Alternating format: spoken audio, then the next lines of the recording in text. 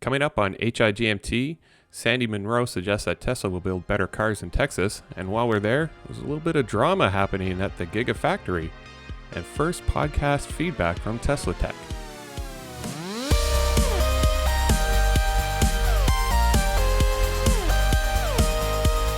Welcome to How I Got My Tesla, the podcast of indeterminate length for Saturday, August 29th, 2020, episode 5. In Ottawa, Ontario, I'm Matt Wilson.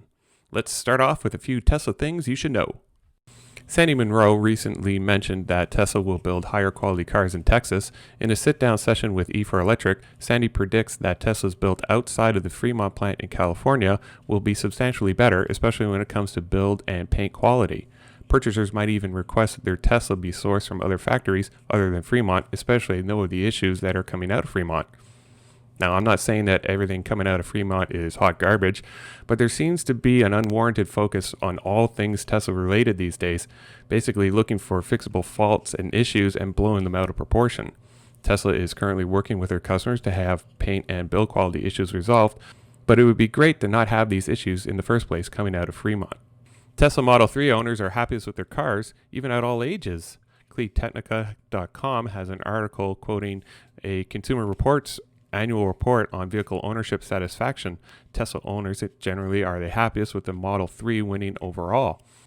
The CleanTechnica author also added 70 of his own reasons why he is happiest with his Model 3. Some of them are goofy, but others are very relevant and include previously published articles such as cost of maintenance and overall safety. Is Tesla fighting back against their owners for hacking their own cars to unlock performance boost?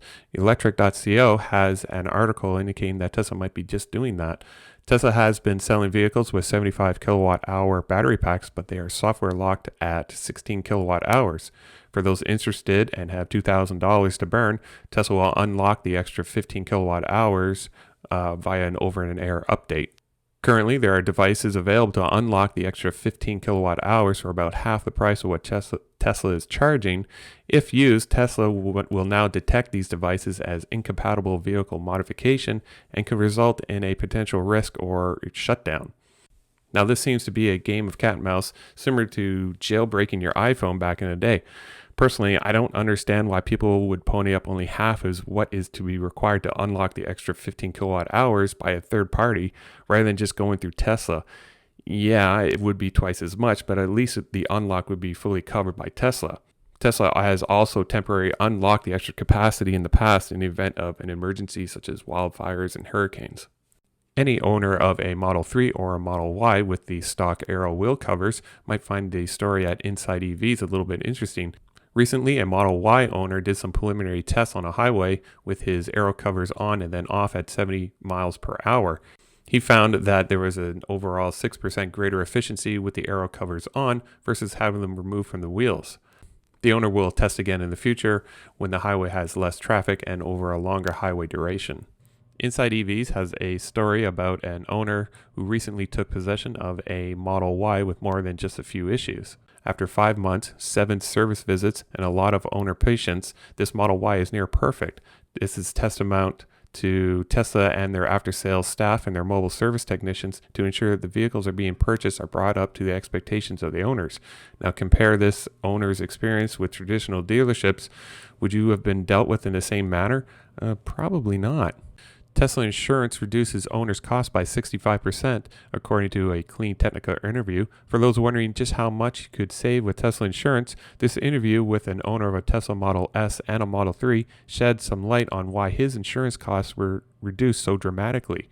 The insurance offered by Tesla in California is yet another example of how Tesla is looking at long-established businesses and finding new ways to provide value for money for their customers.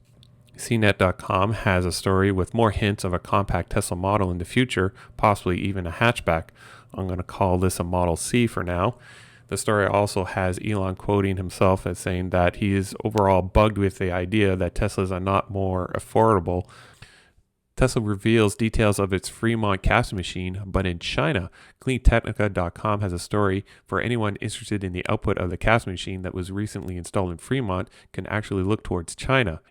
New castings of the Tesla Model Y rear clip post a 30% weight reduction, improving safety by 20% while using 100% raw material, in this case is aluminum. The article also includes pictures of the previous rear assembly compared to the all-cast rear clip.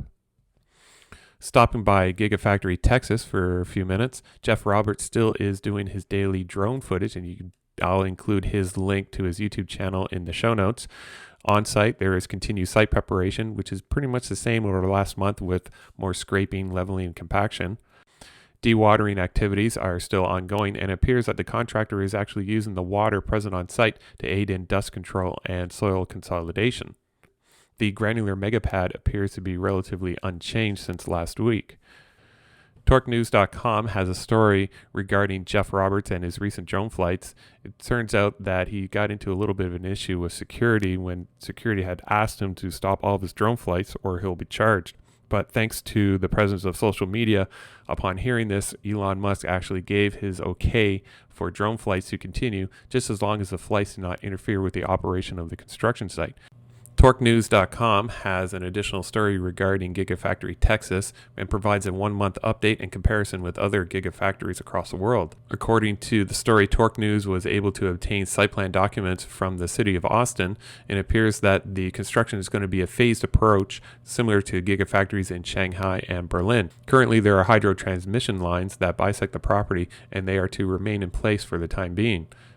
Moving these hydro transmission lines require separate approval, probably even at the state level, and will most likely be lengthy if public comment is needed. And pivoting away from Tesla Automotive, the CleanTechnica.com has a story that shows that Tesla is continuing to ramp up solar roof installations across the country. For those interested in having solar panels installed on a roof without the traditional ugliness of typical solar panels, a 14 kilowatt solar roof from Tesla with 2 power walls would cost $40,000 after $20,000 in state incentives. A typical all-metal roof was going to cost a homeowner around $30,000 total, so for an extra $10,000 after incentives, the homeowner now has a solar roof and 2 power walls to offset their reliance on the local electrical grid. So that should pretty much do it for the news this week. I did have one feedback come in, and it came in from Tesla Tech, and they wanted to know my thoughts on the Cybertruck and will it dominate the pickup truck market. And I gave us a little bit of thought. Dominate? Probably not, because to be honest, I don't think that's Tesla's game. Currently, they don't dominate any particular segment other than the electric vehicle space. I think in 2019, over 3 million pickup trucks were sold in the U.S. alone, and the majority of the market share being with General Motors, Ford, and Dodge. Even if Tesla were to take 15% market share, or around 450,000, that said, Tesla can take a serious chunk out of the 3 million sold by offering a great electric vehicle option to purchasers who simply want to flex, or they have a legitimate need for a pickup truck and do not want to inherit the large price tag that goes along with owning a typical pickup truck. So that should pretty much do it for episode 5. Hashtag, if you got to the end of this podcast, let's go hashtag Tesla Tech. And as usual, the hashtag for this podcast is hashtag HIGMT. And if you have any feedback for me, feel free to throw me an email at howigotmytesla@gmail.com. As always, you can watch my progress towards a Tesla by visiting howigotmytesla.com. You can also follow me on Twitter and Instagram by simply searching for How I Got My Tesla. Thank you for listening. This podcast is produced by Matt Wilson and hosted by Squarespace. Music for this episode is Cascade by Cubby.